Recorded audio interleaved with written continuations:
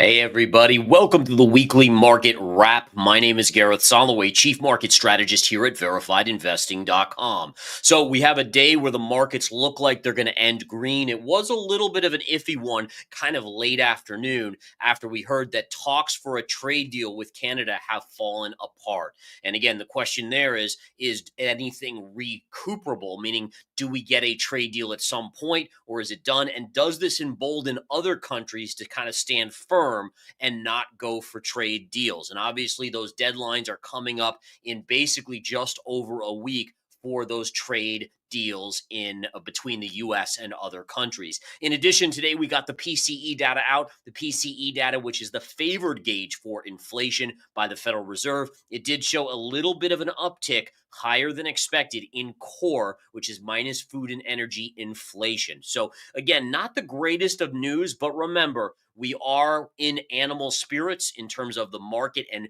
the appetite for buyers in the market to just accumulate at any cost. And we're also looking at a pre-holiday week. Basically, next Friday, the markets are closed in observance of July 4th, Independence Day here in the U.S. All right, let's get into the charts and see what is going on. This is the S&P 500. So you can see we opened higher today on the S&P from yesterday. And by the way, this is the 10-minute chart. So each candle is 10 minutes long.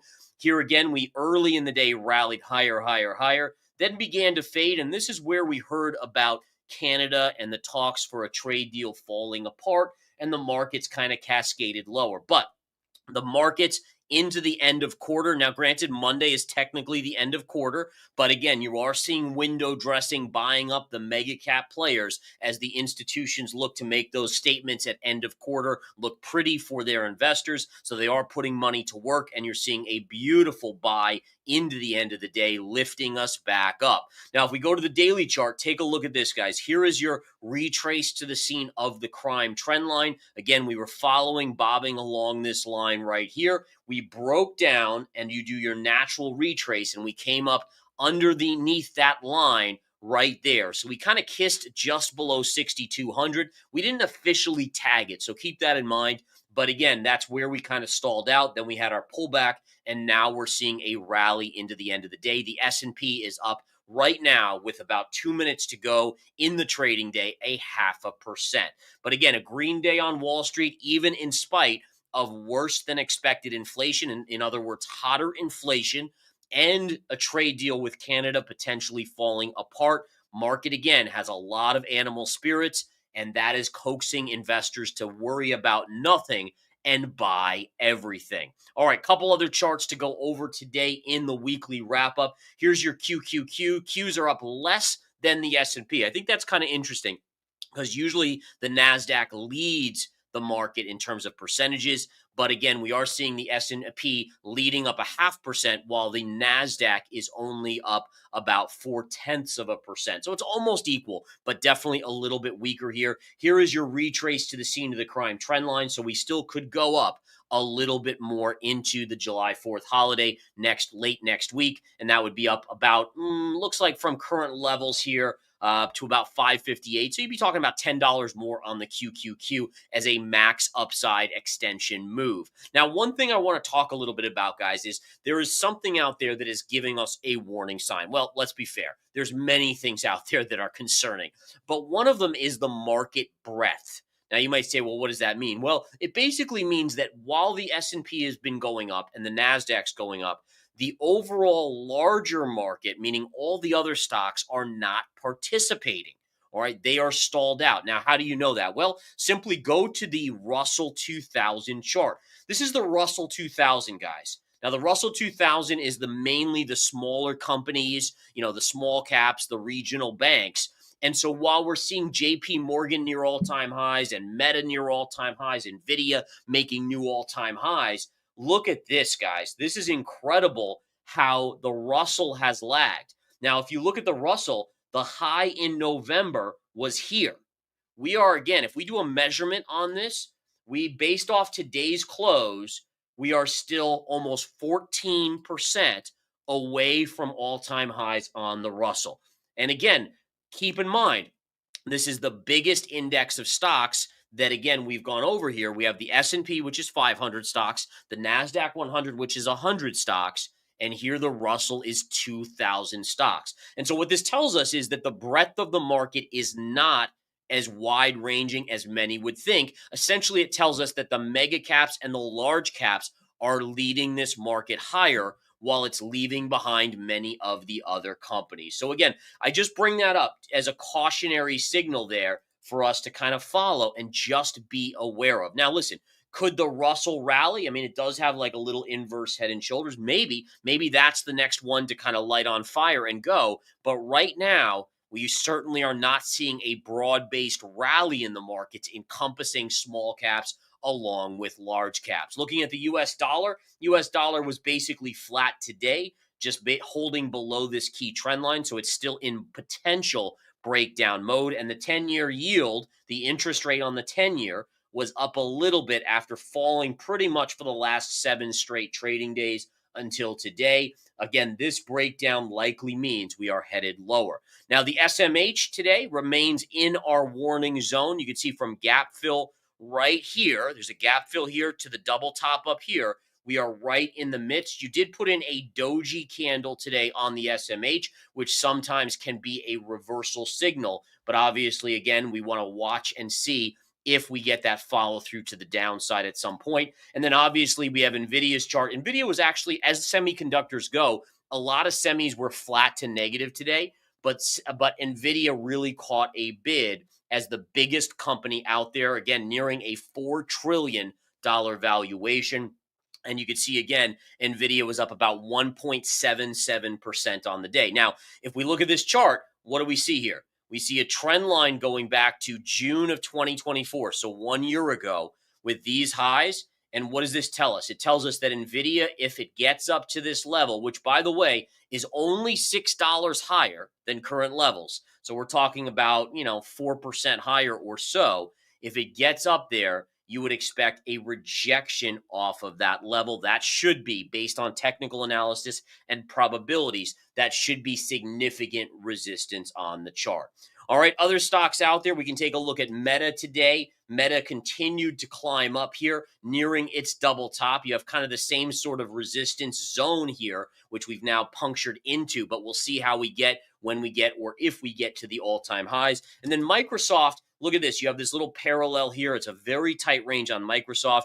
It got rejected off the high end of that parallel, coming back in a little bit. The key on Microsoft is, honestly, it could continue to grind up inside of this parallel. What you're watching for on this is when it breaks this trend line here, right? When this gets broken, the bottom of the parallel, that's when the bottom should fall out and we should see a bigger corrective move. And then JP Morgan, guys, this is a great trend line. JP Morgan was down a little bit today, but look at this trend line on JPM. Beautiful high pivot going back to 2021 through the high pivot in February and early February and mid-February here. And then what did we kiss just in the last day right there? And a small pullback in JP Morgan Chase today. All right, on to Bitcoin we go. Bitcoin flattish today. Again, is it concerning that Bitcoin is not making new all-time highs with the S&P and the NASDAQ making new all-time highs? I would say a little bit. Now, sometimes we can see Bitcoin play catch-up. But again, you could also look at it and say, are people being more risk adverse? Like, is something on the horizon here that's making individuals not want to chase altcoins, which remain near 52-week lows like many of them do, and Bitcoin, which has really topped out? I mean, Bitcoin topped out in mid-May, right? May 23rd. And so we're basically a month ago from Bitcoin's top out. And I'm not going to get into it here, but if you want to do a little lesson, look back at the 2021 high, and Bitcoin topped out 4 to 6 weeks before the stock market. And then go back to 2017 and you'll see the same thing. 4 to 6 weeks before the stock market started to roll over, Bitcoin topped out as well. And again, I'm not saying that that's going to exactly happen here. We don't know yet. But it's just something that's making me a little uneasy with this market, especially when we look at the S&P and we know that the S&P, while it did hit a new all-time high today, no doubt about it, in fact, closed at a new all-time high, it is underneath this retrace. And what we know about retraces to the scene of the crime is you break down, then you retrace and kind of test that same trend line again, and then oftentimes you'll get your bigger pullback in the market. So again, I'm watching very, very closely here. Gold today did take a tumble down about 50 bucks on the day per ounce.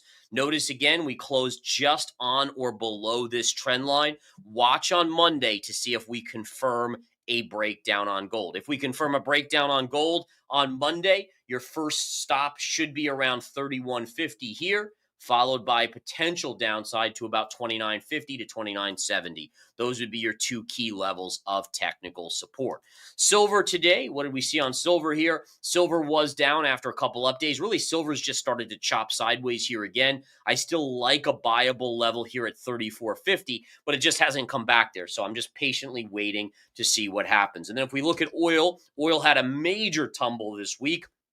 And what's interesting about oil is since that tumble, it really hasn't bounced much. Like, really, it's gone to sleep here. Now, I did go long on oil down here after being short up here. And we made great money on the short side, both on some put options as well as on the SCO, being long the SCO, which is a short 2X USO play. But I did flip it into a UCO. And so far, we're basically flat on that trade. I mean, there's not much going on there. I still think we should bounce, but I have to monitor this because, again, if it forms a good bear flag with a time count, it could honestly start to break down. So we got to watch that very, very closely. And then lastly, natural gas, guys. Nat gas, great bounce, folks. I did go long yesterday. As I mentioned, if you're in my commodity service, we picked up Boyle on the long side, which is a leveraged long on natural gas. What a pop. I did take profits on that. But again, just a great rally on nat gas. Notice how many days down in a row. Now we're getting that bounce. Eventually, I do think it rolls over and comes down here. But in the near term, at least, again, a good bounce there. So listen, next week, we're going to get some economic data. We have the jobs report. We have lots of stuff going on here. But overall, one of the things we're going to follow, we have to watch inflation now that it's starting to show signs of ticking up. We want to hear what the Fed is likely to do. So are there more Fed speakers? Obviously, I think the number one thing I'll be watching this weekend is what's the fallout between Canada and the US, and do we see any sort of chain reaction in other countries as they're working on trade deals? Like, is this just an isolated thing with Canada? Can it be mended? Maybe. We'll find out. And then ultimately, what do we see with other countries? Because remember, I think it's July 7th is that deadline. Now, my guess is Trump will extend that as long as there's some negotiations going on. But again, we have to follow. And then on a technical basis, we want to follow that S&P, guys. That S&P kissed the scene of the crime. It didn't tag it today. Maybe on Monday we tag it. But that's the level that I'm going to be focused on, laser focused on, to see where we go. All right, guys, as always, I appreciate you guys being members and supporting us here. Don't forget, guys, the Winning Trader series, all of our courses are on sale this 1 week. It ends this weekend. So at the end of this weekend, no more sales of 50% or greater off on the education. Learn how to fish, guys. It is the most liberating thing in the whole wide world. It changes everything about how you approach things and the money you can save and accumulate over the course of your life. Learn it, folks. It's a game changer. All right, you guys have a great weekend. I'll see you Monday bright and early for the game plan. Take care.